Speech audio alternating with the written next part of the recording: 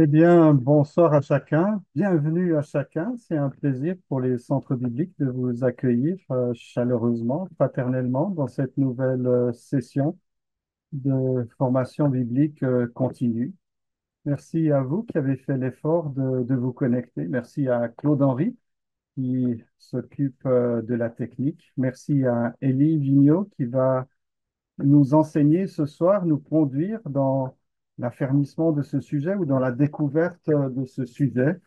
Il va partager avec nous quelques-unes des clés d'interprétation biblique. Je pense que nous avons ceci en commun, c'est que nous aimons la parole de Dieu, que nous sommes intéressés à la parole de Dieu. Peut-être que vous êtes amenés aussi à présenter la parole, à prêcher la parole, à évangéliser par la parole. Et alors que ces moments de formation soient utiles à chacun de nos ministères. Peut-être juste quelques mots. Élie se présentera peut-être brièvement lui-même, mais nos chemins se sont croisés en 2006 à Kinshasa, où nous étions deux orateurs à une formation biblique systématique. Et c'est là que j'ai rencontré et apprécié l'enseignement d'Élie pour la première fois. Ensuite, Élie s'est approché des centres bibliques. Ça a été une personne ressource, fidèle dans la prière, fidèle dans son intérêt, associée à chacune des décisions importantes de ce ministère. Et nous sommes extrêmement reconnaissants pour sa disponibilité ce soir. Je suis certain d'une chose, c'est que vous allez apprécier son enseignement. Même s'il me disait juste il y a quelques instants, je suis plus à l'aise avec un texte de la parole de Dieu, mais moi je connais mon frère Élie et je sais qu'on profitera ensemble de son enseignement. Alors, il va y avoir une première partie et après 55 minutes, une heure peut-être, Élie s'arrêtera et ce sera l'occasion de répondre aux questions que vous aurez posées sur le petit onglet Q et R, questions et réponses en bas de votre écran. Ce sont des moments privilégiés de pouvoir poser vos questions, bien sûr, questions qui touchent à l'enseignement et qui peuvent tous nous faire réfléchir et nous faire avancer. Et puis, Élie reprendra l'enseignement, la deuxième moitié de cet enseignement, et puis Claude-Henri terminera en prenant les dernières questions et en concluant cette soirée. Ce que j'aimerais dire encore, c'est que si vous parlez de ces séminaires, de ces formations autour de vous, incitez peut-être les personnes qui se sentent intéressées à passer par notre site pour déjà laisser leur adresse mail qui nous permet d'envoyer les brochures. Et là, vous avez peut-être tous reçu et imprimé cette brochure de clés d'interprétation biblique. Merci à Élie pour ce gros travail de préparation pour ces moments de partage et d'enseignement. Donc, je pense qu'il est important d'encourager à passer par notre site et de cette manière d'avoir les documents à l'avance. Tous ceux qui s'inscrivent euh, sur le site reçoivent la brochure de manière rapide. Voilà, nous allons maintenant prier et puis Élie prendra la parole. Notre Dieu, notre Père, nous voulons te dire notre reconnaissance pour ce moment partagé. Alors tu vois, nous sommes sur différents continents, dans différentes conditions, mais je pense que nous avons tous le cœur intéressé, ouvert à ta parole. Merci pour Élie qui va nous conduire dans ces moments de rappel, de découverte peut-être de quelques règles importantes pour l'interprétation de ta parole, qui va nous permettre de mieux comprendre pour pouvoir mieux goûter l'excellente grandeur de ta personne, pour pouvoir mieux te servir dans les responsabilités que tu nous confies et de cette manière que l'Église, ton Église, puisse être davantage fortifiée, davantage édifiée. Merci de nous conduire maintenant dans ces moments dans l'étude d'un sujet, mais aussi autour de ta parole. Bénis notre frère Élie dans ces moments de partage. C'est notre prière, Dieu, notre Père, au nom du Seigneur Jésus. Amen. Alors, nous pouvons commencer pour ce soir. Je veux quand même, en introduction, vous dire ma joie d'être avec vous ce soir pour pouvoir partager ce sujet autour de la parole. Je suis persuadé que chaque fois qu'on se rassemble, alors là, le rassemblement est virtuel, mais c'est quand même un rassemblement. Chaque fois que l'on est rassemblé par les soins du Seigneur, c'est en vue d'une bénédiction. Je me souviens souvent de ce verset dans les Nombres au chapitre 21. Ça se passe quand même à un moment relativement critique après les serpents brûlants et puis juste avant l'action de Balaam, Dieu dit, assemble le peuple et je lui donnerai de l'eau. Et chaque fois que le peuple de Dieu s'assemble, alors à l'époque c'était Israël, aujourd'hui c'est tous les vrais croyants, chaque fois que le peuple de Dieu s'assemble, c'est pour être rafraîchi par l'action du Saint-Esprit, en étant occupé de la parole et en portant nos regards sur notre Seigneur. C'est ce qui fait du bien d'être occupé du Seigneur. Alors je pense que effectivement, on va parcourir ce sujet comme on l'avait parcouru avec Kimo il y a maintenant donc pas mal d'années à Kinshasa. Donc je l'ai un peu enrichi sur certains points. Le livret que vous avez a une trentaine de pages, ce qui veut dire, d'un point de vue technique, on va voir une dizaine de pages. Mais ce qui est contenu dans le livret, c'est la base. Et j'essaierai de ne pas le lire, mais plutôt de vous parler des sujets qui y sont contenus. Alors ce soir, c'est la clé d'interprétation biblique. Il y avait un Éthiopien, il était même intendant de la reine de Candace, qui lisait Ésaïe. Et voilà que l'envoyé du Seigneur a été obligé de lui dire, comprends-tu vraiment ce que tu lis? Nous aimons la Bible. Je pense que chacun d'entre nous a au moins une Bible. Et nous la lisons. Mais en un sens, lire seulement la Bible n'est pas suffisant. Il faut rentrer dans le texte. Il faut comprendre le texte. Et ces questions d'interprétation biblique vont justement dans ce sens-là, pour nous aider à saisir ce qu'a dit l'auteur, conduit par le Saint-Esprit, pour essayer de comprendre à quoi ça correspond dans le message qui était donné pour la première fois, et puis pour comprendre aussi ce qui touche Christ et ce qui, pour nous, est important pour vivre l'Écriture. Alors, c'est peut-être un peu intellectuel de dire qu'on a des clés qu'on va interpréter, mais la parole de Dieu est là pour toucher nos cœurs. Et c'est le côté spirituel qui est important. Le chemin que nous faisons ce soir, c'est un peu le chemin des disciples d'Emmaüs. Luc chapitre 24. Deux disciples quittent Jérusalem, tristes. Et voilà que quelqu'un s'approche, note leur tristesse, leur pose des questions, mais qu'est-ce qui est arrivé? Et puis, tout d'un coup, il y a comme un changement. Et ce compagnon de voyage va ouvrir les Écritures pour reprendre l'expression du passage.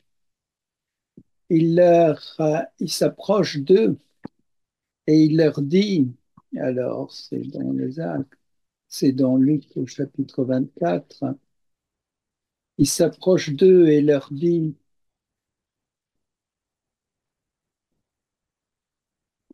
aux gens sans intelligence, lents de cœur à croire toutes les choses que les prophètes ont dites, ne fallait-il pas que le Christ souffrit ces choses et qu'il entrât dans sa gloire? Et commençant par Moïse et par tous les prophètes, il leur expliquait dans toutes les Écritures les choses qui leur regardent. Il leur expliquait dans toutes les Écritures les choses qui leur regardent. Trouver Christ dans l'Écriture. Peut-être que quelqu'un qui découvre la Bible ne va pas trouver Christ à la première lecture. Et même nous, chrétiens, qui lisons la Bible depuis des dizaines d'années, quelquefois, est-ce que dans chaque page, nous trouvons Christ? En tous les cas, le Seigneur a fait ce que nous allons faire ce soir, essayer de mieux comprendre quel est le message qui est contenu dans l'Écriture. Ce que dit le Seigneur ce soir-là, quand même, ça commence d'une façon un peu, c'est pas l'adjectif qu'il faut mettre, mais forte, originale. Vous avez noté, gens sans intelligence et lents de cœur à croire. Je pense que personne d'entre nous n'a commencé un message en s'adressant à ses frères et sœurs de cette façon-là.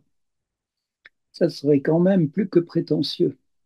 Et ça nous montre une chose, que c'est pas seulement une question d'intelligence, c'est aussi une question de cœur et de foi, croire les Écritures. Et on reste, même si on parle d'interpréter, même si on reste dans une démarche qui a un côté intellectuel, on se place dans la présence de Dieu et on cherche à être touché dans notre cœur en écoutant le message de Dieu, en, en écoutant ce que le Seigneur veut nous dire. Alors, interpréter, euh, bon, en grec, le mot qui est employé pour dire cela, c'est herméneo ou herméneum. Je ne me demandais pas la prononciation exacte. On en a fait en français le mot herméneutique. Et l'herméneutique n'est rien d'autre que d'ouvrir correctement les Écritures pour les comprendre. Mais on ne peut accomplir cette démarche, et j'insiste en introduction, qu'en recherchant l'action du Saint-Esprit. Il est celui qui sonde toutes choses. Ce n'est pas le moment de relire les premiers chapitres de la première épître aux Corinthiens, mais il y a là, dans les 2 ou 3 pages qui commencent l'épître, cette leçon formelle que l'esprit de l'homme ne peut pas rentrer dans les choses de Dieu et que c'est l'esprit de Dieu qui nous révèle les choses. Et la démarche que nous allons avoir n'est pas une démarche nouvelle. Souvenez-vous de la démarche que l'on trouve dans le livre de Néhémie au chapitre 8. C'était des gens qui étaient en difficulté, hein. Ils rentraient de la déportation à Babylone. Alors, 70 ans après la déportation, il y en a qui l'avaient connu auparavant, d'autres non, qui avaient connu Jérusalem auparavant ou non. Et on est même, après le premier retour, un peu plus loin dans Néhémie au chapitre 8, puisqu'il y a eu le retour de Zorobabel et ensuite les 2 retours rapportés dans Néhémie. On assemble le peuple. Et on est bien dans cette démarche ce soir-là.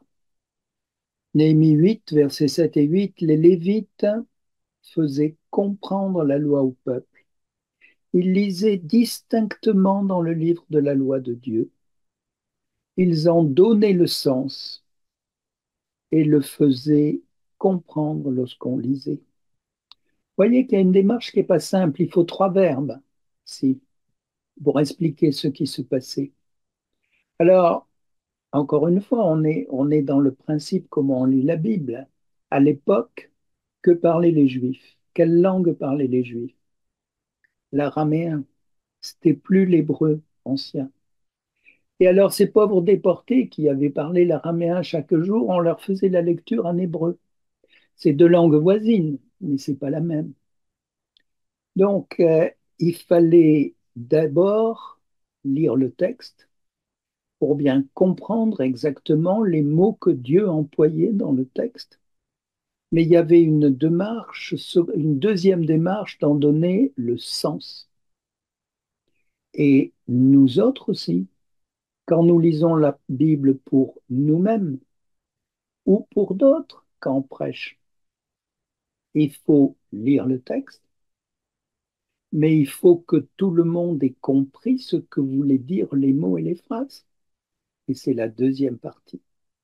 Et ensuite, il faisait comprendre, lorsqu'on lisait, il y a une explication sur le sens du message. Bien lire, comprendre ce qu'on a lu et en tirer la leçon pour nous. Donc vous voyez que c'est des démarches qui se font petit à petit. Euh, dans la manière de lire la parole, je réfléchis à la manière dont je la lis. Et surtout, si c'est pour la lire devant des personnes qui écoutent, qui ont besoin d'un message de la part de Dieu, je suis très attentif à la démarche, lire, expliquer et puis donner l'application, ce que donnent certaines versions. À l'époque, donc, il fallait, quand on parlait araméen, avoir des explications pour comprendre l'hébreu. Et alors aujourd'hui, mes frères et sœurs, vous connaissez l'hébreu et le grec? Mais moi, je ne les connais ni l'un ni l'autre.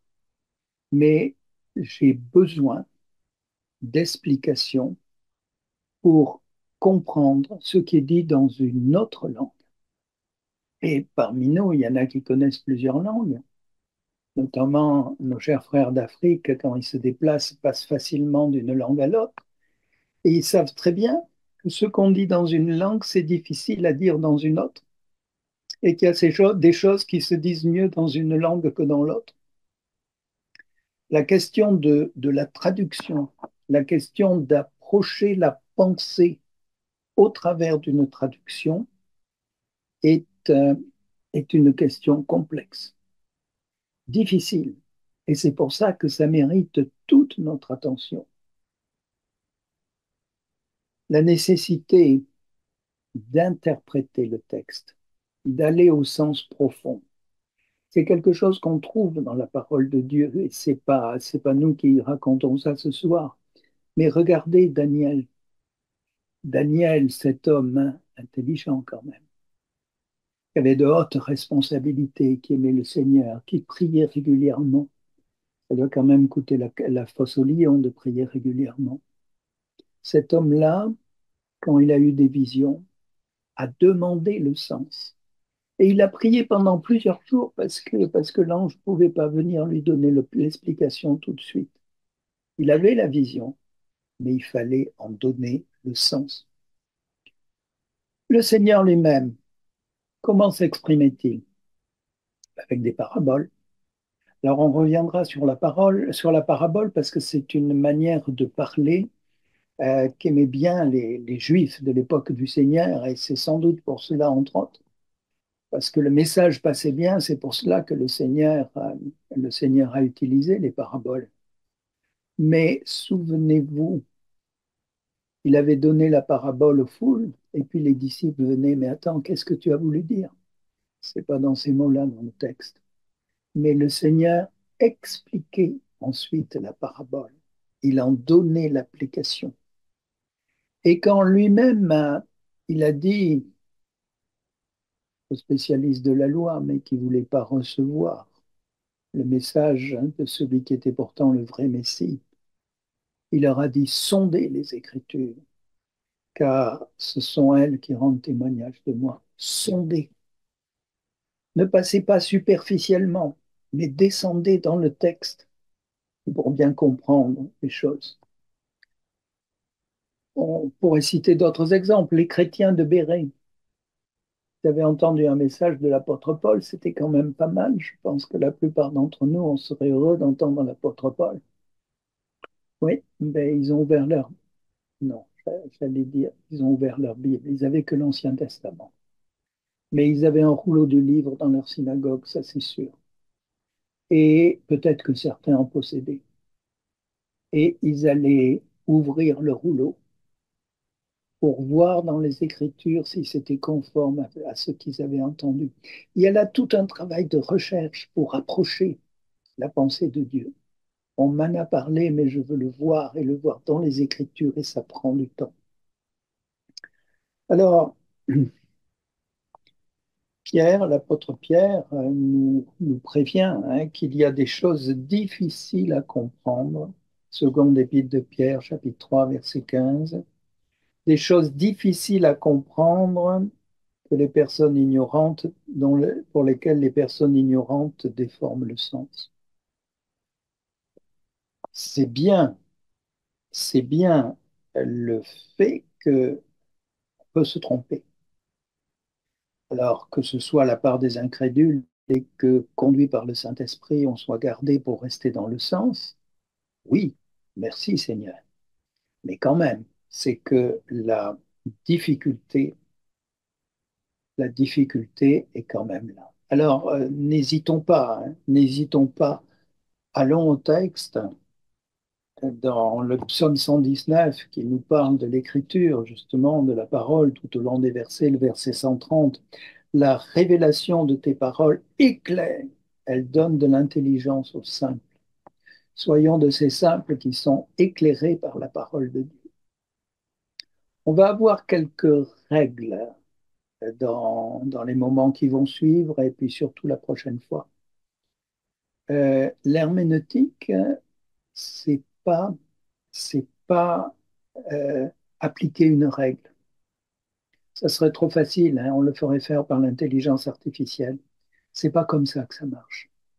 C'est plutôt la coordination d'un ensemble de règles. Et il ne faut pas croire qu'avec une seule phrase, on va avoir une clé pour tout ouvrir. Mais quand on se place dans la présence de Dieu, quand on prend des précautions, alors, avec cet ensemble de précautions, grâce à Dieu, on approche plus facilement du texte. Voilà, que Dieu nous donne de pouvoir avancer dans cette étude, que nous ne soyons pas comme les Juifs, comme c'est dit dans le Nouveau Testament, qui ont actuellement comme un voile pour ne pas comprendre les Écritures. Allons directement au Seigneur. On fait de l'herméneutique, c'est-à-dire c'est plutôt les principes d'interprétation, les règles, et puis un mot voisin de celui d'herméneutique, c'est exégèse. Et l'exégèse, c'est quand, en mettant en œuvre les principes justement de l'herméneutique, on fait apparaître le sens, les différentes doctrines. Donc les deux mots sont relativement voisins l'un de l'autre, mais ce qui va nous occuper, c'est bien euh, la recherche de la manière d'approcher le texte pour bien rentrer dans la pensée divine. Alors vous avez, pour ceux qui ont le livret sous les yeux, un plan d'étude en 25 points. Aujourd'hui, je pense qu'on va avoir les deux premiers points. La prochaine fois, c'est des points 3 à 14, où on a justement davantage la technique d'approche. Et puis alors la troisième fois, certaines particularités qui sont propres à la langue hébreu ou à la langue grecque et qu'il faut connaître pour être sûr de ce que l'on fait. J'arrive au premier point du livret, pour ceux qui l'ont sur les yeux. Vous notez le titre, c'est un état d'esprit correct. Et j'insiste sur la première phrase que j'ai écrite là. On n'étudie pas Dieu, on l'écoute.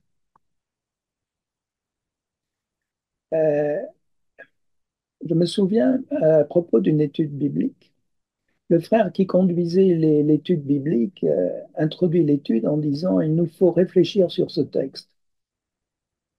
En un sens, c'était pas faux, mais en un sens, c'était pas juste. Je ne suis pas là pour faire une analyse critique du texte, pour le faire passer dans la moulinette de mes appréciations. Je suis là pour m'asseoir quand Dieu parle et tendre l'oreille. C'est ça la vraie attitude du chrétien devant l'Écriture. C'est son Dieu qui lui donne un message. Et il y a là beaucoup de respect. Respect pour Dieu et respect pour sa parole. Quand il y a des choses que j'arrive pas à comprendre, quelquefois, pourquoi ce verset semblerait dire presque l'inverse de l'autre, eh bien, je suis devant Dieu et je suis paisible. Et je pense que Dieu, dans sa sagesse, peut dire et l'un et l'autre, et que c'est l'ensemble qui exprime la vraie pensée de Dieu. Quand je parle comme ça, je ne parle pas comme un Européen. Je parle plutôt comme, j'allais dire, un sémite, la race de ceux qui ont reçu l'Écriture et qui sont habitués à construire la pensée en mettant des choses côte à côte. Chacun peut reconnaître ses habitudes de présenter une construction logique. On dit facilement en Europe, ceci est vrai, cela est vrai, donc la conséquence c'est pas tellement la méthode de l'écriture. La méthode de l'écriture, c'est Dieu est amour, Dieu est vérité. Et les deux sont justes, sont divinement justes, divinement équilibrés. Et quand on se place devant Dieu, on trouve pas de contradiction entre les deux. Savoir s'asseoir pour écouter Dieu. Et alors, la clé, oui, il y en a une véritable clé, c'est le Saint-Esprit. Nous avons reçu l'Esprit qui est de Dieu afin que nous connaissions les choses qui nous ont été librement données. 1 Corinthiens 2, 14. L'homme matériel n'accepte pas ce qui vient de l'Esprit de Dieu car c'est une folie pour lui. Il est même incapable de le comprendre parce que c'est spirituellement qu'on inculque. Vous sentez la démarche, hein? C'est pas la feuille de papier pour faire des additions, mais c'est écouter le raisonnement divin et s'en laisser illuminer.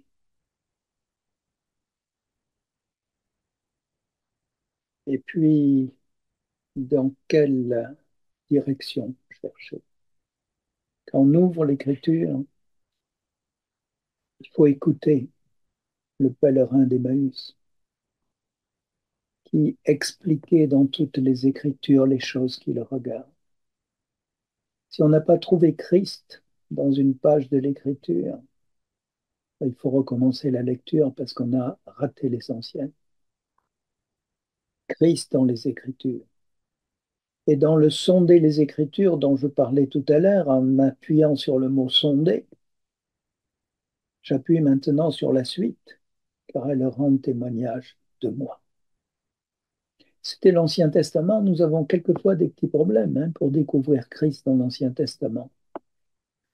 Et pourtant, la leçon d'Emmaüs, le chemin d'Emmaüs, était rempli de Christ dans l'Ancien Testament. Alors que Dieu nous aide pour aller dans un tel chemin. Il faudra certainement lire plusieurs fois le texte. Une première lecture, et c'est pas tout de suite qu'est-ce que me dit le texte. Excusez-moi si certains pensent qu'il faut commencer de cette façon-là. Et j'avoue qu'on l'entend souvent. Ce texte nous dit cela. Je suis un peu plus prudent. Il me semble qu'il faut découvrir d'abord ce que dit le texte pour les gens qui l'ont reçu, les gens à qui il s'adressait à cette époque-là. Il peut y avoir des variantes assez importantes. Je vais prendre un exemple. Vous connaissez l'histoire de cette Sunamite qui a reçu le prophète Élisée chez elle et qui lui a préparé une chambre. Alors, dans cette chambre, 2 Rois chapitre 4, hein, verset 10, il y avait un lit, une table, un siège et un chandelier. Et un frère habitué à lire la parole aujourd'hui, sans doute dans son fauteuil et dans sa maison confortable, me disait, mais Élie, regarde la simplicité de cette chambre. Il n'y avait que juste l'indispensable, un minimum. Il faut que nous apprenions dans nos vies à être simples, comme cette femme a été simple pour recevoir le prophète. Alors, je veux bien écouter la leçon finale, mais à propos de ce texte, c'est un contresens. On n'est pas au XXe siècle, dans des maisons où quelquefois on ne sait plus où mettre les meubles, mais on est, on doit être 9 siècles à peu près. Je me trompe peut-être d'un siècle, mais avant le Seigneur Jésus. Donc vous voyez l'époque lointaine. Comment étaient les maisons à l'époque? Comment étaient les meubles à l'époque? Je suis persuadé que dans beaucoup de maisons, on s'asseyait par terre directement. En tous les cas, les lits étaient un objet de luxe, même s'ils étaient répandus. Beaucoup de personnes dormaient sur une simple natte. Et en plus d'avoir un siège, hein, pour ne pas s'asseoir par terre, une table, oh, non luxe, et même un chandelier. On n'avait pas besoin de tenir une petite lampe à huile. Le chandelier était là et permettait de vaquer à ses activités dans sa chambre. Autrement dit, c'était du luxe. Et cette brave Sunamite a mis son cœur à recevoir l'envoyé de Dieu de la plus belle façon possible pour l'époque, avec les moyens qu'elle avait. Alors vous voyez comment, si on se place une lecture rapide aujourd'hui, où on replace le texte dans son époque, ça va changer des choses. Et il faut apprendre à faire cela avec les différents textes.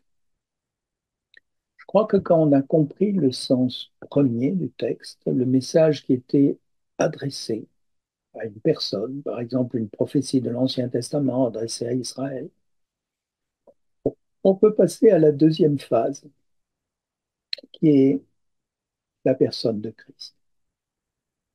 Ça, c'est la leçon du chemin d'Emmaüs. Et c'est l'essentiel. Et quand nous avons été rafraîchis, nourris par l'excellence de la personne de Christ, alors on peut passer à la troisième phase, qui est l'application pour nous. Si j'attends d'avoir contemplé Christ avant de parler de l'application pour nous, je pense que le message pour nous sera différent. On sera moins sous la loi et davantage engagé à marcher par amour et par sagesse, comme lui, et puis à reconnaître son excellence. Et notre cœur aura grandi dans cette contemplation. Alors après, on pourra chercher d'autres aspects. On pourra chercher un sens allégorique. On reviendra sur les allégories dans les leçons suivantes. Mais c'est tout à fait volontairement que je mets l'allégorie presque en dernier. Parce que si vous avez une lecture toujours allégorique de l'écriture et que ça,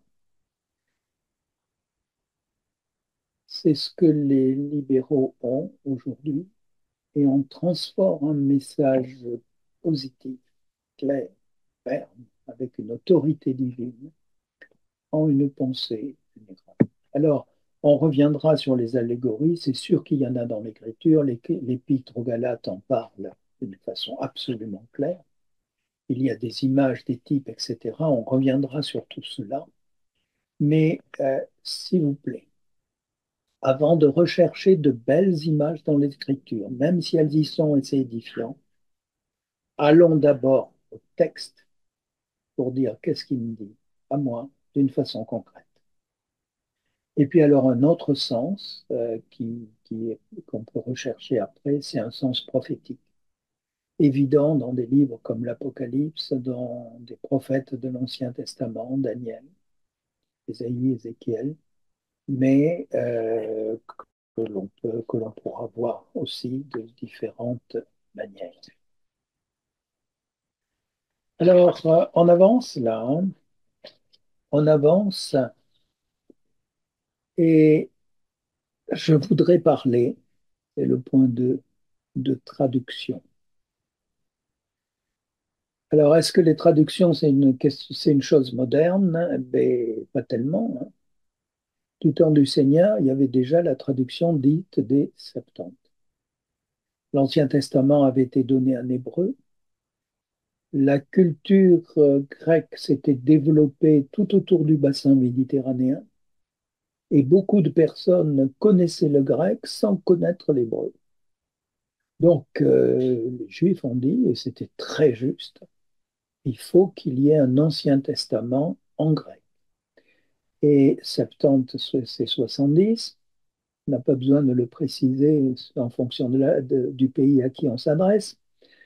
70, c'est 70, et il y a eu 70 croyants hébreux qui ont traduit en grec, en Égypte, assez rapidement l'Ancien Testament pour le mettre à disposition de toutes les personnes qui recherchaient précisément à connaître ce message de Dieu et qui ne pouvaient pas connaître et qui ne connaissaient pas l'hébreu. Soit dit en passant, cette traduction est celle qui a été utilisée au premier siècle dans toutes les rédactions des écrits du Nouveau Testament. Chaque fois que vous avez dans le Nouveau Testament une, une citation de l'Ancien Testament, la citation n'est pas faite d'après les Hébreux, mais elle est faite d'après le grec, les Septante, ce qui explique des différences. Et s'il y a différence là, aujourd'hui encore, il y a des différences dans la traduction. Alors la traduction est indispensable. Indispensable depuis Babel, hein, ce n'est pas une affaire nouvelle, ce n'est pas une affaire de modernisme. Dieu sait se libérer de cette obligation. Il a fait un acte 2 le jour de la Pentecôte. C'était parler en langue authentique, puisque chacun entendait dans sa propre langue les merveilles de Dieu. Mais habituellement, on a besoin de traducteurs. Et vous le savez bien, quand on se déplace d'un pays à l'autre, d'une région à l'autre, il faut souvent des traducteurs. Et c'est quelquefois un peu difficile. Alors, voilà. Christ a vécu, Christ comme homme parfait, a vécu au milieu de ce problème, hein. Sans doute qu'il parlait l'araméen. Je suis persuadé qu'il lisait l'hébreu puisqu'il l'a lu. Enfin, il parlait l'araméen parce que c'est la langue que tout le monde parlait, hein. Il lisait l'hébreu, ça c'est sûr, puisque dans la synagogue de Nazareth, on lui a donné le rouleau du livre. Et il a cherché le passage, hein. Une attitude tout à fait humaine. C'est pas le livre qui s'ouvre d'un seul coup, mais il a dû dérouler en partie le parchemin jusqu'à trouver le texte qu'il devait lire. Et il lisait l'hébreu dans la synagogue. Je sais que son commentaire a été très bref. Cette écriture s'accomplit aujourd'hui, puisque vous l'entendez. Message court, mais de quelle puissance. Alors aujourd'hui, des personnes sont actives dans la traduction. On est très heureux qu'il y ait la mission Wycliffe qui travaille dans ce sens, qui est Global Recording ou Audiovie. Euh, voilà, et en français, nous avons beaucoup de Bibles, différentes traductions, et je vais en dire quelque chose parce que c'est important de savoir quelle est la Bible que l'on utilise et pourquoi on utilise celle-ci plus qu'une autre, sachant que ceux d'entre nous qui ont plusieurs Bibles, c'est quand même un avantage pour pouvoir saisir de plus près le texte et le citer de la meilleure manière. Alors, comment la Bible est-elle arrivée à nous aujourd'hui? Il y a eu euh, bon, la Bible, Ancien Testament, a été copié, recopié avec le plus grand soin par les Juifs. Et donc le texte hébreu est arrivé jusqu'à nous avec beaucoup de fidélité.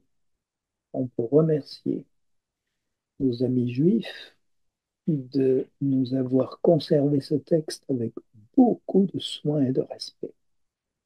Pour le Nouveau Testament, on a commencé à rédiger dès le premier siècle. Alors ça, c'est tout à fait sûr que c'est dès le premier siècle, parce que quand on voit comment les Écritures sont citées, dans une épître, vous avez, il n'y en a qu'une, je ne peux pas vous donner la référence à l'instant, mais dans une épître, il y a une citation d'un évangile. Donc, il y avait des livres qui étaient considérés comme des Écritures.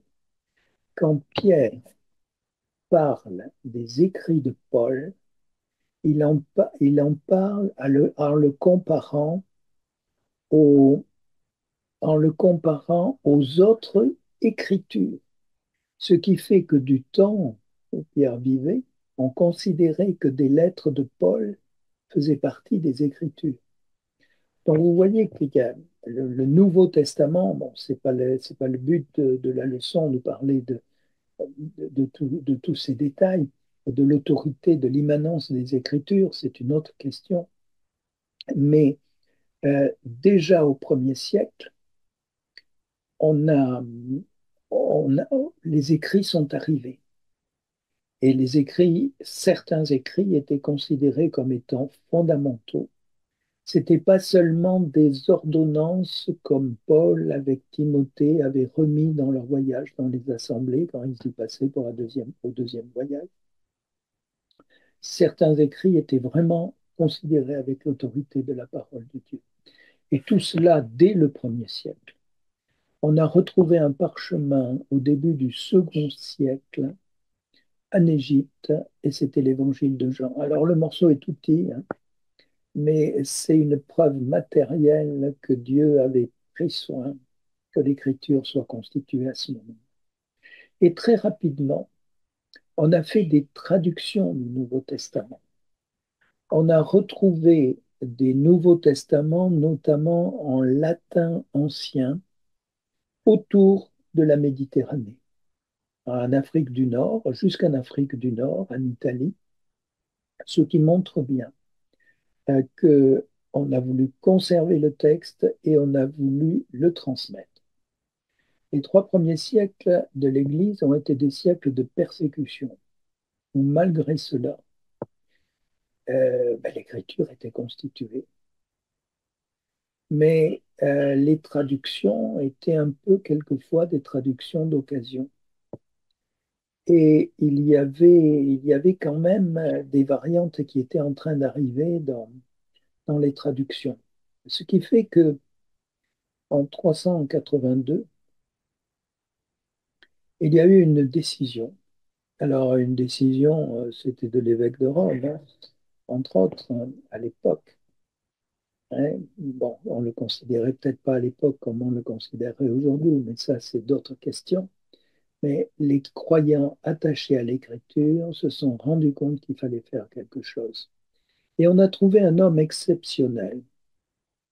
Alors, au IVe siècle, donc c'est là qu'il y a Constantin, le premier empereur chrétien, un développement du christianisme et une liberté qu'on n'avait pas connue pendant 3 siècles. On pouvait se déplacer, on pouvait s'affirmer chrétien, et on en a profité pour faire un travail remarquable qui a été sous, sous l'autorité de Jérôme, un croyant qui était vraiment un savant, qui connaissait très bien l'hébreu et le grec, ce qui n'était pas si fréquent à l'époque, qui a rassemblé tous les exemplaires qu'il pouvait avoir de l'écriture les plus anciens, qui est parti du côté en Palestine, à Bethléem, exactement, pour y être tranquille. Il a travaillé pour établir le texte qui paraissait le plus sûr à l'époque. Et ce texte était pour tout le monde. Alors le mot latin qui est derrière ça, c'est le mot de vulgate. Vulgarus, c'est pour tout le monde.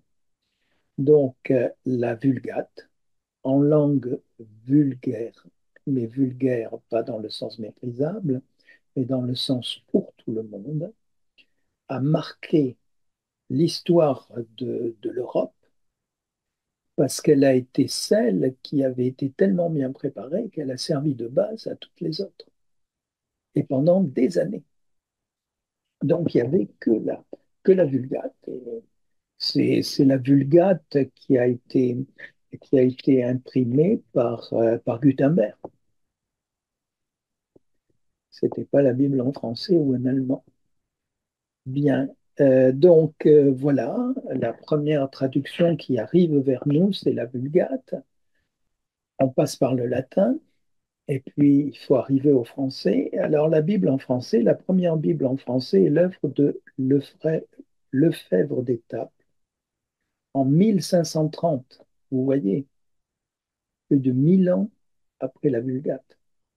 Et la Vulgate a été, pendant plus de 10 siècles, a été l'unique texte de référence. Extraordinaire. Alors, le Fer des Tables a fait un très bon travail pour le rendre en français de l'époque, bien sûr, mais il a traduit à partir du latin. Et c'est quelques années après que Olivetan, oui, a proposé une traduction à partir des textes originaux, donc grec-hébreu, de l'Ancien Testament. Et c'est à partir de cette date que nous avons des Bibles en français, l'une venant du latin, l'autre venant des textes originaux, début du XVIe siècle. Alors il faut arriver au XVIIe siècle pour trouver une équipe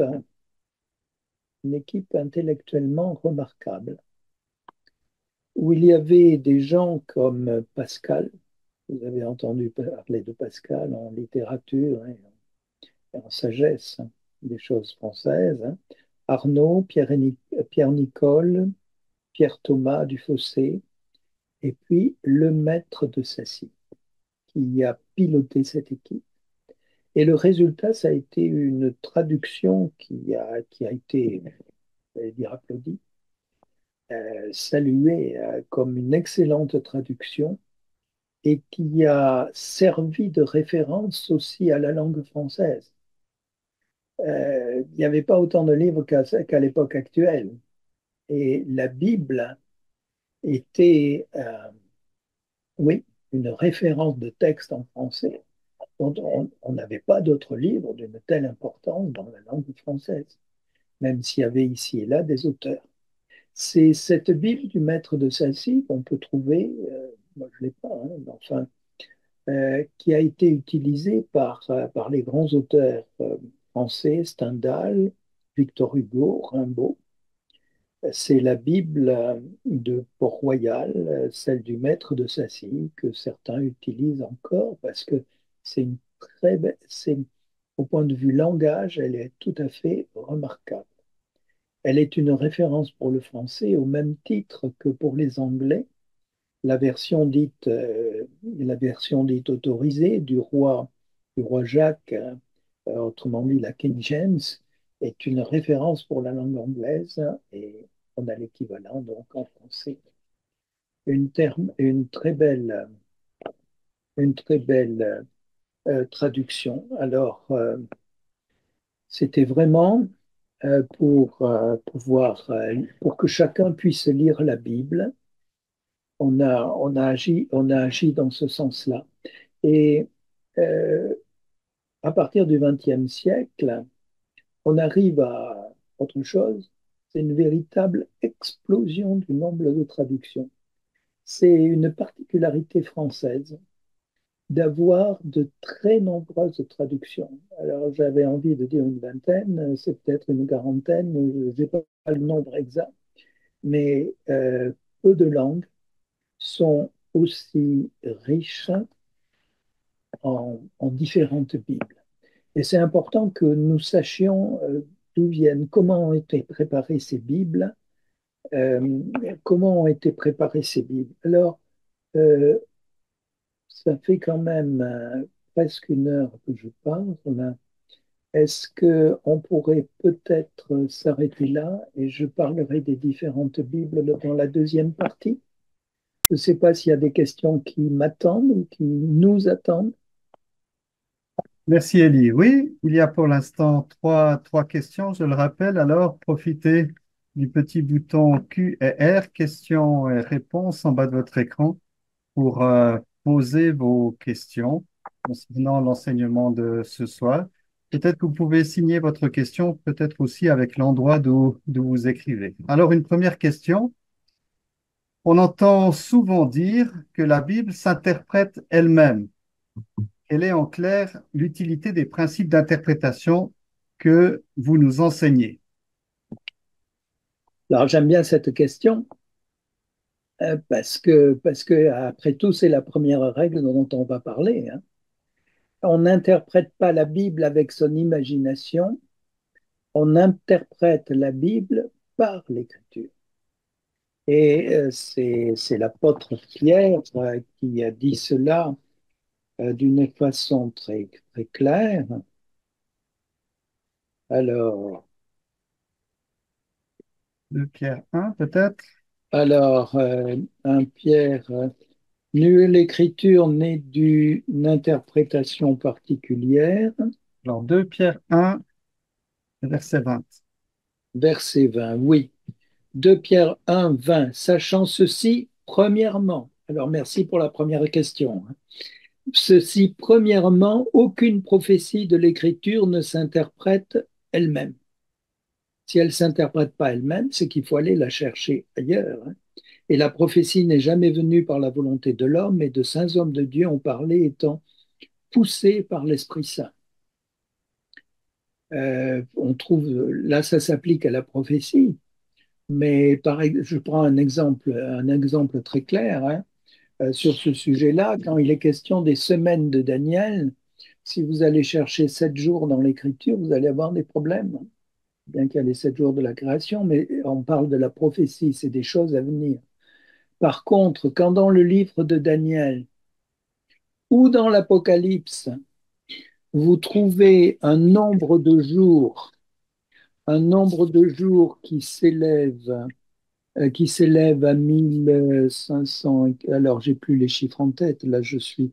Bah, si, c'est à la fin du livre de Daniel. Je vais trouver ça tout de suite. Heureusement que j'ai ma Bible où il y a des petites notes quand même. Ça aide bien de temps en temps. Dans Daniel, voilà, à la fin de Daniel, il est question de 1290 jours et puis même quelques jours de plus, 1365. Alors, ça, le calcul mathématique, il est tout simple, hein, c'est 3 ans et demi.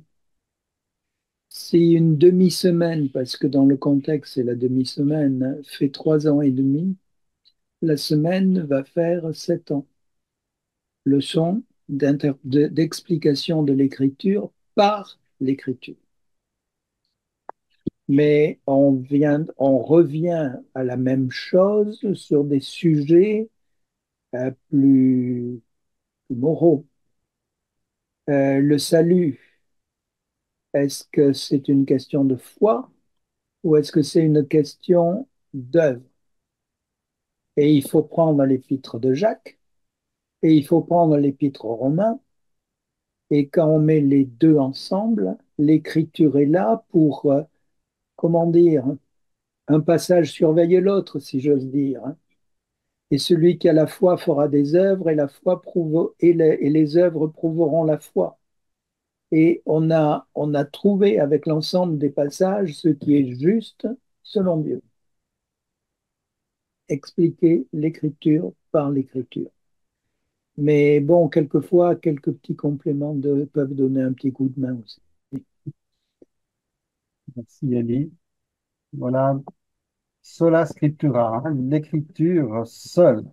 Alors, l'idée, c'est de ne pas construire une construction philosophique sur le texte, mais ce que veut nous apprendre Elie, c'est à bien comprendre le texte et comment rapprocher les textes. Une deuxième question qui vient de Fungurume, donc cette ville entre Likassi et Kolwezi. D'un frère qui s'est marié samedi, j'ai prié pour vous, frère Dodin. Alors, heureux mariage.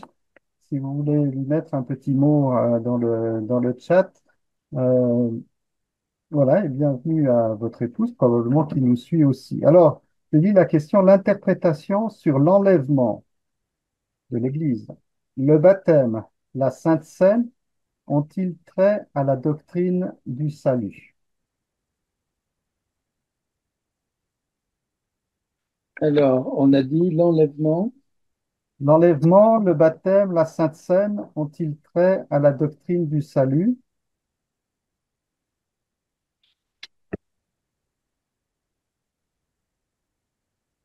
J'avoue, je ne sais pas comment répondre à la question.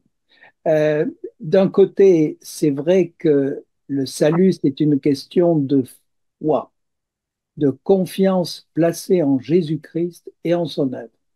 Ça, c'est l'écriture qui est comme ça, hein. Si j'ose dire, c'est carré. Bon, la suite, ça vient après. La suite, ça vient après, mais et, bon, il y a de vrais chrétiens ignorants de l'enlèvement. Je suis à peu près sûr que ça existe, hein. Mais c'est quand même dommage. Et puis, le baptême, ben, écoutez, c'est tellement clair que le baptême est demandé par le Seigneur. Il me semble que normalement, n'importe qui a mis sa confiance dans le Seigneur, quand il ouvre l'Écriture, il doit trouver des versets qui l'aident à passer par le baptême, hein, il me semble. Et puis la Sainte Seine, c'est peut-être un peu plus compliqué parce que c'est un acte collectif. Mais là aussi, quand je lis Faites ceci en mémoire de moi, si je suis sauvé, si je commence à pas croire la parole du Seigneur quand il dit Faites ceci en mémoire de moi, je vois pas pourquoi je crois la parole du Seigneur quand il dit qu'il croit au Fils et la vie éternelle. Où on croit Christ et l'Écriture, alors plus rien ne tient. Euh, donc pour moi, quelqu'un qui est sauvé viendra naturellement en lisant l'Écriture à penser à la scène et sans doute à y participer. Donc tout ça, de cette façon-là, c'est lié au salut. Même si le salut en lui-même, c'est simplement placer sa confiance en Christ et le reste vient après. Alors, je ne sais pas si j'ai satisfait celui qui a posé la question, mais Peut-être il pourra nous le dire en note. J'aimerais simplement ajouter, je ne sais pas si c'est un ajout, mais notre salut dépend pas de notre parfaite interprétation de la parole de Dieu. Je pense que nous sommes tous en chemin pour une meilleure compréhension de la Bible. Notre salut dépend bien de la foi. Alors c'est sûr que il y a des doctrines qui touchent à la personne du Seigneur, qui touchent directement au salut, qu'il faut comprendre et surtout croire dans son cœur pour être sauvé. Et peut-être le frère pourra préciser sa question. On passe à une troisième question. Alors, euh, d'après vous, quelle est la meilleure traduction biblique que nous avons aujourd'hui? bon, mais c'est pour tout à l'heure la question. Donc, je ne vais pas y Ah, répondre. Je vais pas y répondre directement. Je crois que les traductions sont une œuvre humaine. Le texte donné par Dieu est parfait. La traduction est portée par des hommes. Et peut-être qu'il n'y en a aucune qui soit entièrement parfaite. qu'il y a suivant les personnes à qui on s'adresse, suivant l'avancement personnel, suivant ce qu'on recherche. D'autres traductions sont préférables. Moi, j'en utilise assez fréquemment trois. Bon, chacun voit cela, mais en connaissant quand même la force de chacune de ces traductions, qui sont pas les mêmes. Je suis un peu un maniaque de la traduction d'Arby. C'est peut-être parce que la Bible qu'on m'a offerte quand j'ai appris à lire était une Bible d'Arby. Alors, il y en a qui vont hurler en disant, vous proposez à un enfant de 7 ans une Bible avec 70 000 mots ou à peu près. C'est beaucoup trop compliqué pour lui. Moi, je peux rendre témoignage que c'est avec cette Bible compliquée que j'ai appris à aimer le Seigneur, hein, et qui m'a sauvé. Donc, je ne veux pas dire, si, je veux quand même dire une chose. Un chrétien à qui on avait posé cette question a répondu, la plus belle Bible, c'est la Bible de ma mère. La façon dont elle ouvrait l'Écriture, la recevait et la vivait. Et je peux rendre témoignage en tant que fils unique d'une veuve que la façon dont ma mère lisait l'Écriture est ce qui a donné du poids à l'Écriture pour moi. Merci, merci Ali. Peut-être tu parleras aussi des mauvaises traductions, parce que là, la question est inverse. Quelle est la meilleure? Alors, il y a des traductions différentes. Justement, tu nous expliqueras les différences et dans quelle occasion utiliser l'une ou l'autre. Alors, peut-être encore rapidement deux questions avant une petite pause. Pourquoi les auteurs bibliques utilisaient les citations de la Septante dans le Nouveau Testament en lieu et place d'aller dans la source originale, l'hébreu, pour leur interprétation? C'est une question que je me suis posée souvent. Je crois que, après tout, écrivant en grec, il était normal qu'il cite en grec. Et cette traduction des Septante était reconnue par tous. Ça nous montre qu'aujourd'hui, il y a des traductions imparfaites, mais quand une traduction est utilisée par tout le monde, malgré les imperfections, Dieu donne sa puissance à cette traduction, la puissance de l'écriture. Et puis, on peut, je crois, l'utiliser sans trop de complexe. Moi, j'ai grandi en langue française et j'ai dû présenter la parole en langue espagnole. Et la traduction espagnole est moins précise que la française.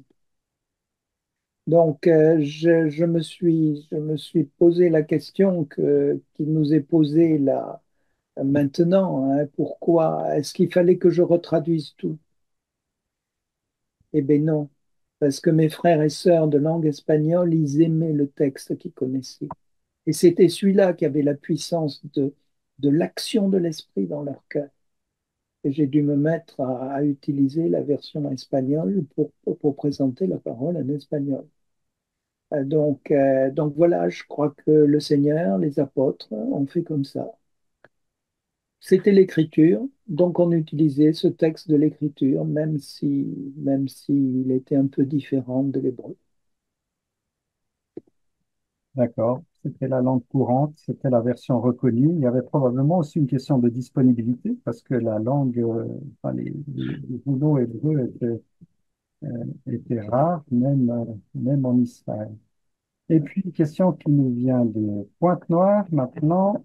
Le niveau intellectuel adéquat est-il toujours nécessaire pour une bonne interprétation de la Bible? Le niveau intellectuel, Oui, c'est ça. Est-ce qu'il faut une forme d'intelligence supérieure pour avoir une bonne interprétation de la Bible? bon, Dieu nous a donné une intelligence et je pense que l'intelligence est utile pour avancer dans ces choses. Et puis, merci Seigneur si on a une certaine intelligence. J'ai quand même remarqué souvent dans ma vie que des personnes dites très intelligentes pouvaient s'égarer en lisant l'Écriture, et que souvent des personnes que nous appellerions simples, mais dont le cœur était vraiment rempli d'amour pour le Seigneur, ces personnes-là avaient une intuition de l'Écriture bien meilleure que des personnes réputées très intelligentes. Alors, oui, oui, oui, faisons marcher notre cerveau, et c'est par le cœur et l'action de l'esprit que passe la leçon divine. OK. Alors, on en était aux différentes Bibles, hein, une véritable explosion du nombre de Bibles en langue française. La, la France a été marquée, enfin, la langue française a été marquée par, déjà à la fin du 19e siècle, par la Bible Louis II, qui est restée très longtemps une référence et qui a été aussi largement révisée. Chez les catholiques, c'est l'abbé Crampon qui a travaillé à une traduction disponible au début du siècle. Et puis il y a eu la Bible de Jérusalem, la Bible Tob. On va parler de chacune de ces traductions pour dire quel est le point le plus important. Les options dans la traduction vont des questions de choix de mots. Est-ce qu'on peut utiliser un vocabulaire riche ou est-ce qu'il faut simplifier? Est-ce qu'il faut un vocabulaire que j'oserais qualifier de technique, avec des mots qu'on n'emploie jamais dans la conversation courante, comme par exemple propitiation? Ou est-ce qu'il faut se limiter à des mots simples qui seront compris par tout le monde? Euh, bon, sans aller tout d'un côté ou tout de l'autre, hein, il y a toujours un équilibre à rechercher. Dans la traduction aussi, quand le sens est difficile à exprimer de la même façon en français, la traduction à laquelle on arrive va dépendre des options théologiques de celui qui fait la traduction. Et là aussi, ça peut poser des problèmes, nets, notamment pour la traduction des témoins de Jéhovah, qui pour moi n'est pas une Bible. Alors, dans les différentes Bibles, hein, elles sont présentées dans le document que vous avez en ordre chronologique. En premier, la Bible Darby. Pourquoi? Parce que c'est une des premières à être faite d'une façon tout à fait particulière, avec ce qu'on appelle une équivalence formelle. C'est-à-dire, chaque mot hébreu est chaque fois traduit par le même mot en français. Chaque mot grec est traduit par le même mot grec en français. C'est un travail énorme, hein, parce qu'il faut lire et relire le texte, et ils n'avaient pas des ordinateurs à l'époque qui facilitent beaucoup les choses aujourd'hui. Mais l'intérêt de ces versions en équivalence formelle, c'est que quand vous faites une étude biblique, si vous cherchez les passages qui traitent du même sujet, les passages qui ont le même mot, ou par contre, quelquefois, à deux mots à rechercher, mais enfin, vous arrivez à trouver dans le texte français ce que vous trouveriez dans le texte hébreu, dans le texte grec. Ce sont véritablement des Bibles d'études. Alors, pour en arriver là, Darby et son équipe a fait une, un travail absolument énorme qui est reconnu encore aujourd'hui. On rencontre par exemple des prêtres qui disent: ah, mais la version Darby, moi je l'ai, je l'utilise parce qu'elle est très précise. Euh, Elle a été révisée, mais pratiquement pas. Pratiquement pas. Il y a quelques mots vraiment très très anciens qui ont été changés, mais les mots essentiels, les messages bibliques sont conservés. Alors par exemple, vous n'aurez pas la fête des cabanes, c'est la fête des tabernacles. Et le tabernacle en français, on ne sait pas que c'est une cabane aujourd'hui. Donc voilà, il faut la lire avec peut-être accepter certaines difficultés, mais je ne vous cache pas qu'elle est tellement précise qu'une fois qu'on y est vraiment habitué, pour moi, c'est ma Bible préférée. Et c'est celle que j'utilise pour la lecture personnelle de base. Et c'est celle que j'utilise pour présenter la parole quand j'ai affaire à des chrétiens avertis, des chrétiens qui connaissent le vocabulaire biblique. La deuxième Bible, chronologiquement, qui est arrivée, c'est celle du rabbinat français, publiée en 1899. Alors, c'est un rabbin, Zadok Khan, qui a publié cette Bible. Il n'y a bien sûr que l'Ancien Testament. Euh, les Juifs vivent en hébreu, en- dans la langue hébraïque. Et pour eux, exprimer le texte dans une autre langue, comme ils vivent dans cette langue, ils ont une saveur particulière pour le dire. Moi, j'en ai une à la maison parce que dans des passages de l'Ancien Testament, voir la variante qu'il présente est souvent très intéressant. Alors, pas d'un point de vue tellement théologique, mais pour comprendre comment une scène de l'Ancien Testament se déroulait, des choses comme ça. Elle est très vivante dans son expression, mais limitée à l'Ancien Testament. Et n'allez pas y chercher des, des références doctrinales sûres. Exemple, dans Daniel, quand il est question de la prophétie qui annonce la mort du Messie, ils se sont empressés de dire que c'était tel roi à telle date qui avait été tué et que ça n'avait rien à voir avec le Messie. Hein, donc, prudence. Mais voilà, moi j'aime bien la lire de temps en temps. Alors, la Bible seconde est la Bible qui, pendant un siècle et demi au moins, a été la plus répandue dans les milieux protestants et dans les milieux évangéliques. Elle a été révisée en 1978 et on a mis sur la page de garde une belle colombe qui fait que c'est la traduction que l'on appelle la Bible à la colombe. Il y a aussi une révision de la seconde, qui est la nouvelle édition de Jérusalem.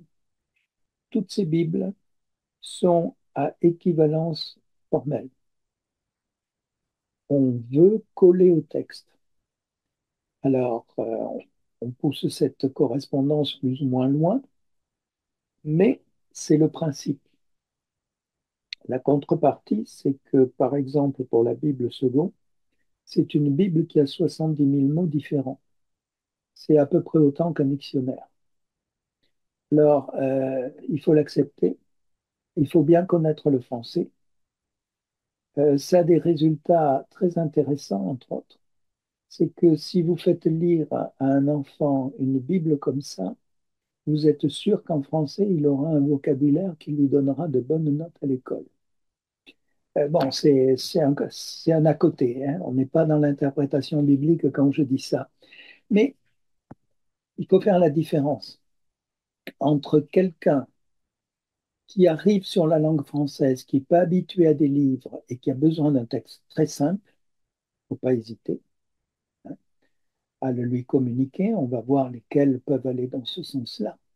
Mais d'un autre côté, quand quelqu'un commence à s'habituer à l'écriture, à voir un texte riche, et ça enrichit l'esprit parce qu'on a d'autres mots, d'autres manières de formuler les choses, et on approche de la réalité que Dieu a voulu nous communiquer d'une façon plus précise et plus heureuse. Avec donc cet inconvénient des 70 000 mots. Euh, alors, c'est souvent édité en Bible d'études. Alors, dans ce cas-là, il y a des notes. Il y a des notes, bon, des notes géographiques, des notes historiques. Dans tout ça, il n'y a pas de problème. Si quelquefois il y a des notes doctrinales, ben, soyons toujours attentifs. Les notes doctrinales sont rédigées par des hommes et Et écoutez, c'est Dieu qu'on écoute plus que celui qui a rédigé une note. Donc, on regarde ça, son contenu devant Dieu. Une Bible qui est connue, hein, c'est la Bible de la Pléiade. C'est les éditions Gallimard, hein, qui ont voulu rajouter la Bible dans leur collection. Le problème, c'est que c'est pas une traduction faite pour apporter la pensée de Dieu. C'est une traduction qui est faite davantage pour avoir un joli texte. Et je la recommande pas pour une étude biblique. Alors, la Bible de Jérusalem, attendez, non. Entre-temps, il y a quelque chose qu'on a appelé une Bible, mais qui pose problème. En 1963, on a eu l'édition en français de la Bible du Nouveau Monde par les témoins de Jéhovah. Il y a dans la traduction des choix théologiques des témoins de Jéhovah qui contredisent formellement ce que dit l'Écriture. Et je ne considère pas ce texte comme étant une Bible à cause de cela. On a on a voulu sur certains versets, notamment les versets touchant à la divinité de notre Seigneur, on a tordu la traduction et on ne peut pas considérer que c'est une Bible. Peut-être que quelques-uns d'entre vous en ont une chez eux pour quand ils veulent discuter avec des témoins de Jéhovah, mais c'est pas à mettre dans les mains de quelqu'un comme étant une Bible. Un peu plus tard, 1973, la Bible de Jérusalem, c'est une traduction catholique qui a été révisée en grande partie par l'école biblique de Jérusalem. Alors, c'était des gens qui connaissaient remarquablement bien les Écritures, le grec, l'hébreu, avec un vocabulaire relativement riche, mais quand même un peu simplifié par rapport à la seconde ou à la Darby. C'est un ouvrage de référence pour les catholiques, hein. Euh, je préfère, si on a affaire à des catholiques, la Bible suivante, qui est la Bible Tob, traduction écuménique de la Bible. Elle a été effectuée par une équipe en nombre égal de catholiques et de protestants. Des personnes qui aimaient le texte biblique, hein, qui ont travaillé avec soin. Et c'est une traduction qui a le principe de l'équivalence formelle, un mot toujours traduit de la même façon, euh, mais pas tout le temps, tout le temps. Une Bible pour quelqu'un qui maîtrise bien le français et le langage biblique. Bon, beaucoup d'églises catholiques ou protestantes la considèrent comme une Bible un peu officielle parce qu'elle passe d'un côté comme de l'autre. Attention, il y a quand même, sauf erreur, 4 éditions. Il y a des éditions avec notes et des éditions sans notes. Des éditions protestantes sans les livres deutérocanoniques et des éditions catholiques avec les Bibles avec les textes apocryphes. Alors, si vous prenez une tobe avec apocryphe et avec notes catholiques, bon, ça va être difficile, hein. Par contre, l'édition protestante qui n'a pas les livres deutérocanoniques et qui n'a pas les notes catholiques peut être remise sans difficulté à quiconque cherche à lire l'écriture et puis hésite peut-être parce sa foi n'est pas fondée, hésite d'un côté ou de l'autre. C'est une Bible écuménique et bon, elle est utile dans ce cas-là. Alors ensuite, c'est la Bible à la colombe, une révision de la Bible seconde. Elle est très diffusée. dans les milieux évangéliques du protestantisme par l'Alliance biblique, par l'Alliance biblique universelle. La Bible de Genève est aussi une révision de la Bible Louis II. Elle n'est pas tout à fait identique à la seconde de 1910, qui est la référence comme second. Un peu plus facile à lire. On a remplacé les verbes au subjonctif imparfait et plus que parfait par du subjonctif présent ou du passé composé. C'est vrai qu'il y a certaines formes de conjugaison qui heurtent nos oreilles. Il a fallu que je le suce pour vous le dire. Bon, euh, on comprend bien que ces révisions sont utiles. Et puis alors on arrive à la Bible en français courant. Il y a une excellente intention. On a voulu que les personnes qui ne sont pas habituées à lire, et combien de personnes, enfin au moins en France, hein, ont abandonné la lecture depuis qu'elles ont quitté l'école. Alors quand aujourd'hui, quand vous voulez faire lire un verset à quelqu'un qui a 60 ans, ben, il est peine un peu comme à l'école, ça te fait un peu étrange. Et il faut dans ce cas-là des Bibles simples. Et la Bible en français courant est une Bible de traduction dynamique, donc avec ce qu'on appelle une équivalence fonctionnelle. On a voulu donner le sens avec les mots d'aujourd'hui. Et on s'éloigne tout à fait sans hésiter, on s'éloigne du texte, pourvu que l'on transmette le sens. Dans ce sens-là, la Bible en français courant n'est pas du tout une Bible d'étude, parce que vous allez trouver le sens qu'a trouvé le traducteur. On ne va pas au texte donné par Dieu. Donc attention, on l'a, il y a quand même beaucoup mieux dans le même sens. On va en parler tout à l'heure, hein, c'est la Bible en français fondamental. Alors, ensuite, vous avez sans doute entendu parler de la Bible Chouraki. Chouraki, c'est un juif francophile qui a voulu nous donner un texte où il faisait passer le génie de la langue hébraïque. Et alors, il y a de très belles images, des subtilités. Il a même réussi à traduire des jeux de mots. Euh, mais bon, c'est pas la plus facile à comprendre. Et puis quand même, hein, mes chers amis, j'aime bien qu'une traduction soit faite par quelqu'un qui a compris le salut en Jésus-Christ. Et je n'ai aucune assurance à propos d'André Chouraki. Oui, il aime la littérature biblique. Oui, il en a beaucoup parlé.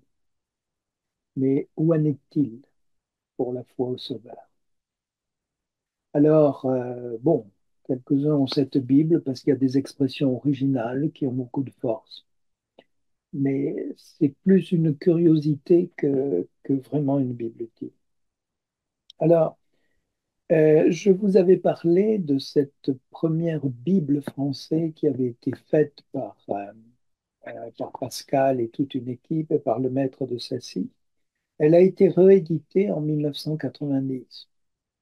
Donc, c'est une Bible que vous allez trouver chez des catholiques qui aiment avoir une belle Bible chez eux. C'est une Bible qui a des qualités littéraires. Elle est unique hein, dans ce sens-là. Elle est très belle, oui. Mais ceux qui l'ont révisée ont des tendances rationalistes. Alors, les tendances rationalistes, bon, on n'est pas là pour étudier cet aspect-là, mais c'est quand même les gens qui ne voient pas ce que Dieu a pu faire par la puissance de son esprit et qui transparaît dans le texte. Pour un rationaliste, est-ce que Jésus marchait sur l'eau ou est-ce qu'il marchait à côté de l'eau?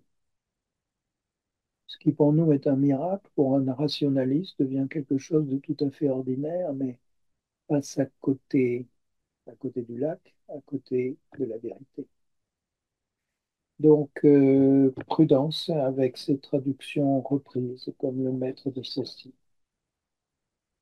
La Bible du Semeur, alors elle est quand même assez aimée.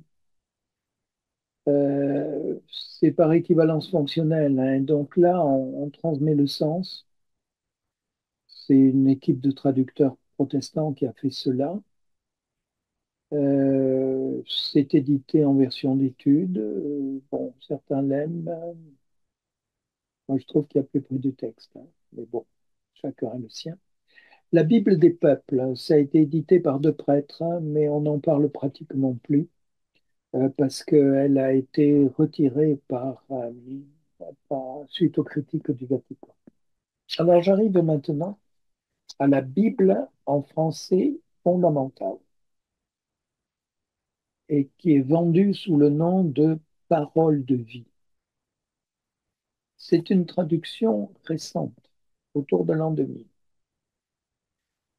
Au lieu de reprendre une édition existante, comme par exemple la Bible seconde, et d'essayer de rédiger le texte d'une façon plus simple et plus actuelle, on est reparti des textes originaux. Et les traducteurs, c'est essentiellement des missionnaires français, donc qui connaissaient bien le français, mais qui ont voulu proposer à des personnes qui n'avaient pas forcément le français comme une langue maternelle.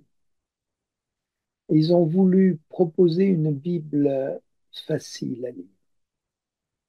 Alors, c'était peut-être le cas pour certains pays d'Afrique où on apprend le français quand on va à l'école primaire. Ça peut être le cas aussi en France, mais c'est pour des gens qui ont abandonné la lecture, des gens qui ont vraiment des problèmes pour ouvrir un livre.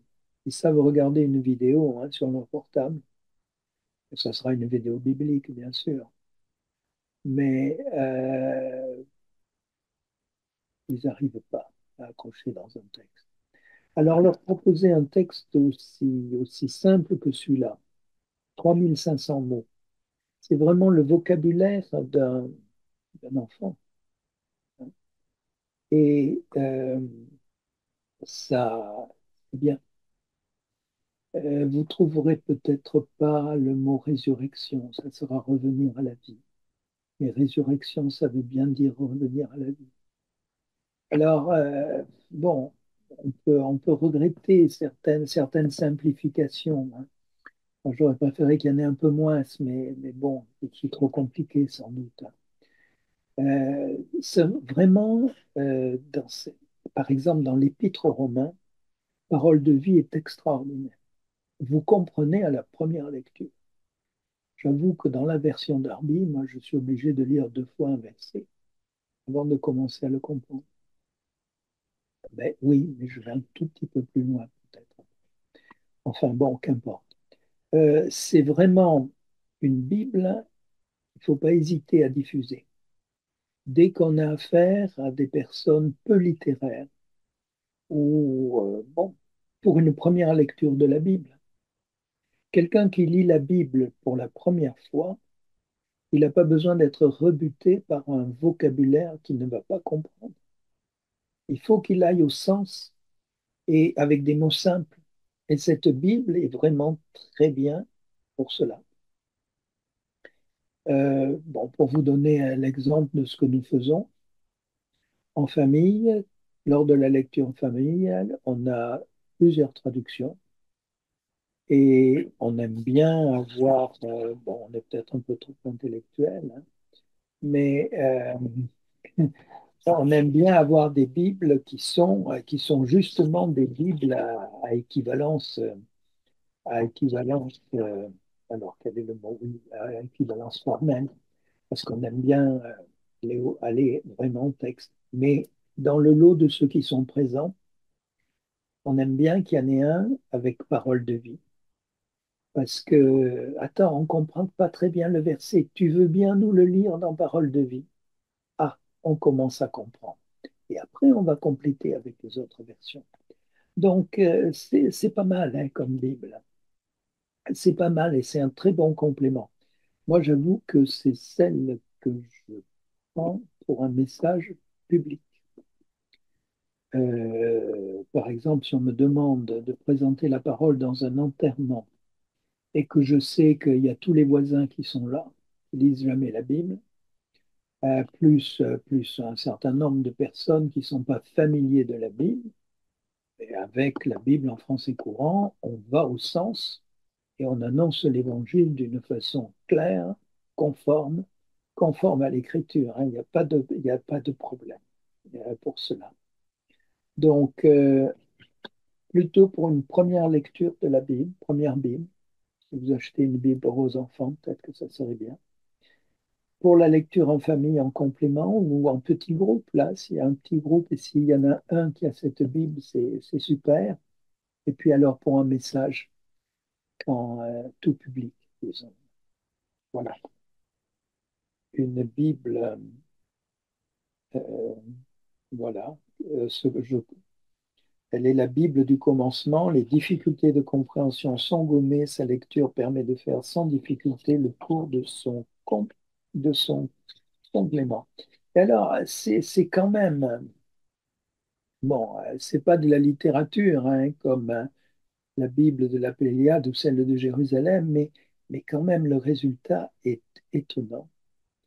Et cerise sur le gâteau, comme nous disons en France, hein, c'est-à-dire un petit complément à quelque chose de très bon, c'est que quand même l'Église catholique lui a accordé son imprimatur parce qu'elle a considéré que c'était vraiment un texte qui pouvait faire du bien à beaucoup de personnes. Euh, la Bible, nouvelle traduction, une idée originale qui n'a pas convaincu grand monde, euh, aux éditions Bayard. Elle est peu répandue. La nouvelle Bible second, alors c'est encore une seconde, mais elle a été revue en 2002. Attention, parce que les notes sont marquées par la théologie libérale. Et la théologie libérale, mes amis, c'est une grosse difficulté des milieux évangéliques.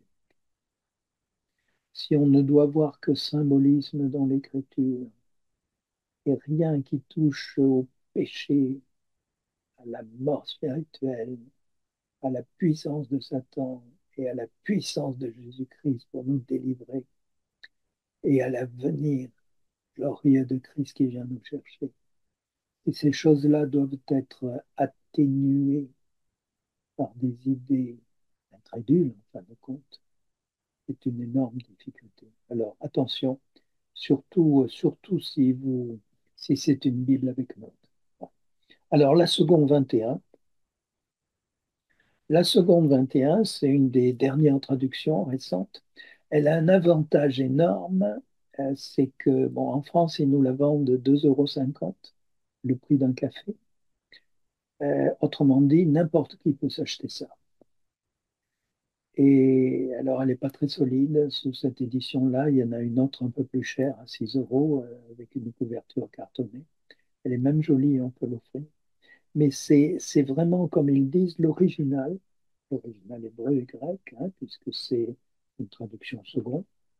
Avec les mots d'aujourd'hui, les mots ont été actualisés. Elle est fidèle à l'original dans le langage actuel. C'est une très bonne version. Ceux qui n'aiment pas la Darby, j'aurais envie de conseiller la 21. Je signale dans les différentes éditions de la 21, celle qui a des notes de traduction. Alors, ce n'est pas celle au premier prix, c'est une édition cartonnée, la mienne est de couleur bleue.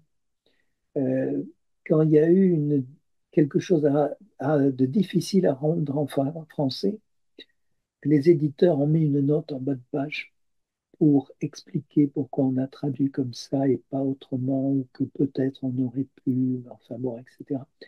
On approche encore plus près du texte avec ces notes de traduction. pas des notes théologiques ou doctrinales qui peuvent soulever des problèmes, mais s'accrocher au texte de plus près. À la seconde 21 avec note de traduction, ça c'est très bien. Alors, moi j'avais prévu d'en arriver jusque-là pour aujourd'hui. Il reste encore 5 à 10 minutes si vous avez des questions. Je vous avoue que non, on peut pas commencer l'étape suivante parce que c'est la méthode de lecture et il faut prendre le temps pour bien en parler et je ne veux pas l'escamoter. Donc, je suis maintenant à votre disposition pour les questions, compléments qui viendront de votre part. Voilà, merci beaucoup Elie pour cette première présentation sur l'herméneutique. Alors je profite de dire bonjour à tous ceux que je vois maintenant à la fin de la soirée. On n'a pour le moment pas de questions posées sur le bouton QR. Donc si vous avez des questions de dernière minute, n'hésitez pas à vite noter une question. J'aimerais juste relever, il y a un auditeur qui nous a donné quelques informations. Il y a deux sites Internet qui sont intéressants, notamment un site qui s'appelle www.tourdeconstance.com. Donc, Tour de Constance en un mot.com. Et là-dessus, vous allez trouver un onglet sur les Bibles françaises avec l'historique qui est très complet. Et ce site est géré en fait par notre ami Gilles Despins, que plusieurs d'entre vous connaissent. Euh, pour l'avoir déjà entendu, soit à la formation biblique continue, soit avec Biblos. Alors, je vous recommande ce site www.tourdeconstance.com.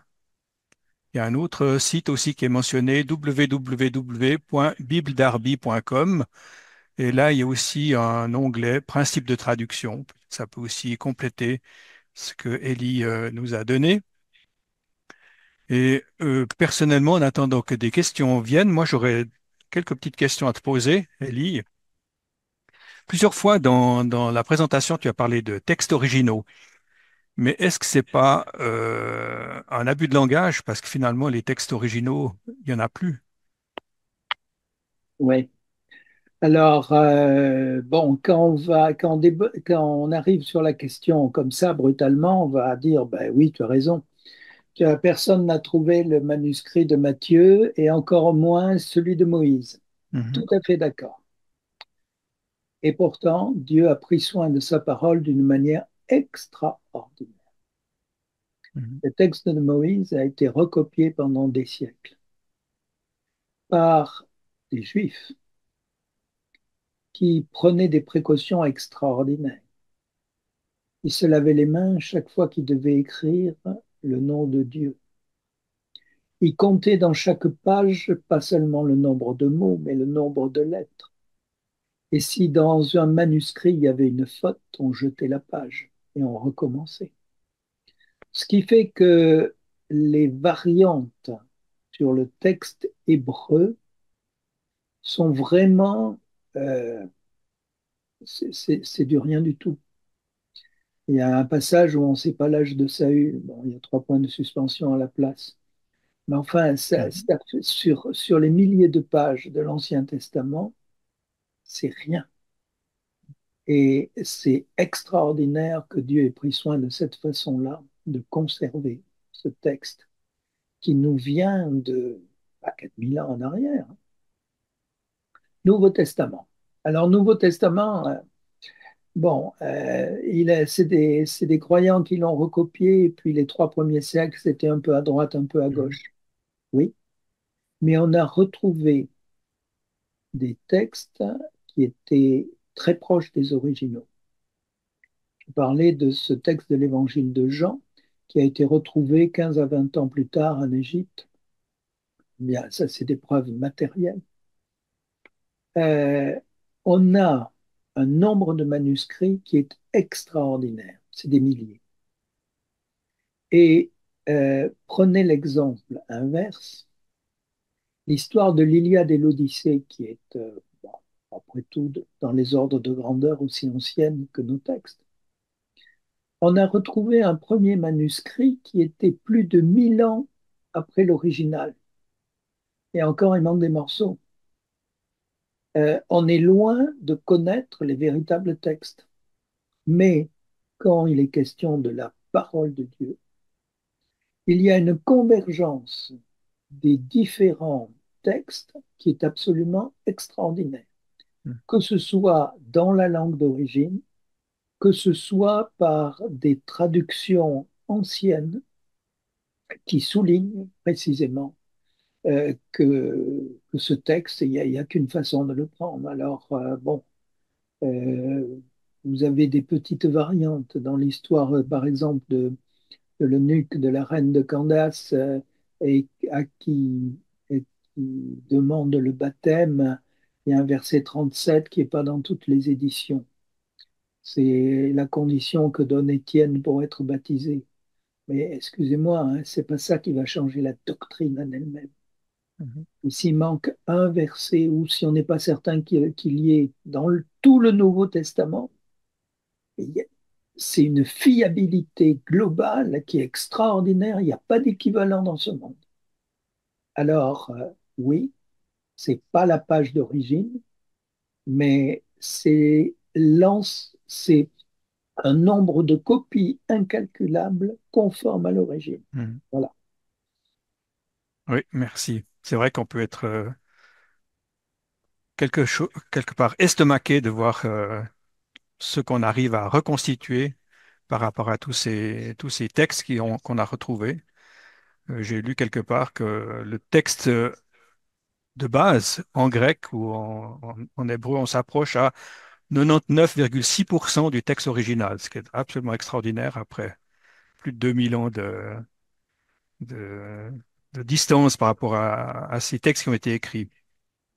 Alors, il y a un auditeur qui a posé une question, mais il faudrait que l'auditeur m'aide dans la lecture de la question.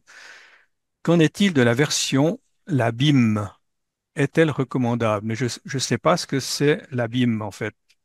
Alors, je ne sais pas si pendant que je pose une autre question, l'auditeur peut compléter peut-être sa question pour la rendre plus compréhensible. Qu'est-ce que ça veut dire la BIM? B-Y-M. Peut-être une autre question en attendant pour toi, Élie. Quand tu étudies la Bible, qu'est-ce que tu proposes? Enfin, quand on étudie la Bible, qu'est-ce que tu proposerais comme bonne version pour comparer le texte, pour essayer d'entrer dans le texte biblique, sachant qu'une traduction, c'est toujours qu'une image du texte biblique original, même les traductions formelles, hein, c'est jamais exact mot à mot, sinon c'est incompréhensible. Il suffit de lire une Bible interlinéaire pour comprendre la difficulté. Donc même Monsieur Darby a dû interpréter dans le texte pour que on puisse comprendre en français. Mais maintenant pour nous, est-ce que tu recommandes deux ou trois versions de Bible pour essayer de nous aider à bien cerner le texte biblique? Alors, écoute, Quand on ne connaît pas le grec, hein, ouais, ouais, comme ouais, c'est mon cas. Hein.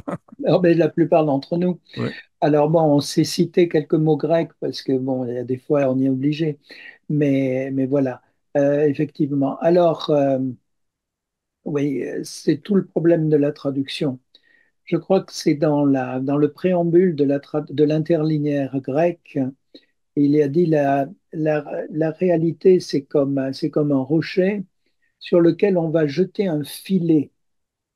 Et si avec des grandes mailles, hein, si vous jetez deux filets sur le même rocher, eh bien, les mailles vont pas être en face. Hmm. Et la traduction, c'est comme ça. Alors, sans aller jusqu'au jeu de mots de dire traduction, trahison, quand même, surtout pas, hein, c'est vrai que chaque traduction va exprimer quelque chose d'un peu différent, hein, d'un peu personnel. Moi, je suis marqué par la S21, qui est une bonne traduction. On est proche du texte. Si vous êtes assez à l'aise avec le français, il n'y a pas à hésiter, c'est une très bonne traduction. Bon, comme je vous l'ai dit tout à l'heure, moi je suis habitué à la Darby, Mhm. mais qui a vieilli, quoi. Alors moi aussi, j'ai vieilli, donc je suis à l'aise avec. Mais bon, si vous aimez le texte, si vous êtes à l'aise avec le vocabulaire biblique, il faut aller vers des versions comme celle-là. La S21, la dernière. Ça, sans Mhm. hésiter. Mhm. Par contre, si vous démarrez, si vous avez un problème de vocabulaire, je crois que celle en français fondamentale, parole de vie, elle constitue un premier pas. Mhm. Alors, je ne sais pas ce que je dois vous dire aussi. Est-ce que chacun d'entre vous a une Bible ou est-ce que vous en avez plusieurs? Quand on commence dans l'étude biblique, ben, c'est bien de pouvoir jeter un coup d'œil à une autre traduction. Et ça aide à préciser. Donc, à la maison, il y a une étagère où il y a quand même pas mal de Bibles côte à côte. Mhm. Et bon, c'est pas toujours possible, hein. Par Internet, quand même, vous pouvez charger différentes Bibles. Et bon, moi, j'aime pas lire hein, sur mon portable, mais bon, je suis comme tout le monde, hein. J'ai mon Mhm. portable avec plusieurs Bibles dedans, hein, ça aide bien. Mais je crois qu'il faut avoir sa Bible, une que l'on lit habituellement. On fait corps avec. Mhm. Et une Bible que l'on lit habituellement, c'est une Bible qui parle. Il Mhm. m'est arrivé d'être obligé de parler avec une Bible qui n'était pas la mienne. Ben, je vous avoue que c'est difficile. Notamment une fois, j'étais nourri d'un sujet en français et puis j'ai dû le présenter avec une Bible en espagnol que je n'avais pas ouverte depuis des jours et peut-être des semaines. Ben, je vous avoue que j'ai eu des problèmes parce que c'est vivant. Mhm. Une parole, c'est vivant et au travers du texte, au travers peut-être, il y en a qui ne mettent pas d'annotation et c'est très bien. Il y en a quand même qui mettent des annotations aussi et je pense que ça peut être aussi très bien. En faisant attention avec les annotations, c'est que quand vous relisez le même passage l'année suivante, par exemple, vous vous contentez pas de lire les notes. Mhm. Revenez au texte, s'il vous plaît. C'est un piège. Ouais. Sinon, on ajoute à la Bible. Oui, et puis alors on reste dans le sillon où on est. Et la Mhm. Bible, elle est riche, elle est vaste. Ah, voilà, entre-temps, notre auditeur a expliqué ce que c'était la Bible. Donc, c'est la Bible de Yeshua Mashiach, mais franchement, je n'ai jamais entendu parler de cette version. Je ne sais pas si c'est une version africaine. Euh, je propose simplement que Kimo prenne note de la question, puis réponde directement, parce qu'on peut pas. Enfin, je ne sais pas si toi tu as entendu parler, Ellie. Non, non, pas du tout. En tout cas, c'est bien de regarder en général quand on a une Bible dont on n'est pas trop sûr, déjà de lire un petit peu l'introduction, la préface. Ça peut peut-être déjà donner quelques idées, de savoir d'où vient cette personne et quels sont ses principes de traduction. Puis après, peut-être se renseigner aussi sur Internet. Alors voilà, il y a encore un autre site que Kimo nous fait part, c'est www.bibliorama.org. Là, vous trouverez aussi un onglet Bible avec la Bible de Jésus-Christ. Donc voilà, trois ressources que vous trouvez dans le chat. Si vous allez vite dans le chat, c'est donc le bouton à côté du bouton QR et vous avez les références. Alors je vous propose qu'on arrête là. On arrive à la fin de cette période. Et j'aimerais juste revenir sur une question qui a été posée dans la première session par rapport à la technicité de l'herméneutique. J'aimerais juste rebondir un petit peu sur cette question parce que finalement, ce mot herméneutique, il vient quand même du Seigneur Jésus. Hein, c'est ce que tu as rappelé. C'est le verbe qui est utilisé dans Luc 24 quand, euh, quand Jésus explique la parole aux disciples. C'est justement ce verbe herméneion, je crois, sauf erreur, qui a donné le mot herméneutique en français. Donc, c'est quelque chose qui est quand même basé sur ce que la Bible dit. Ce qui me frappe aussi dans ce passage, c'est que Jésus a expliqué avec la Bible. Donc, c'est exactement ce que l'auditeur nous disait. Il a expliqué son ministère, sa personne, en fonction de la Bible. Donc, tout ça, ça colle.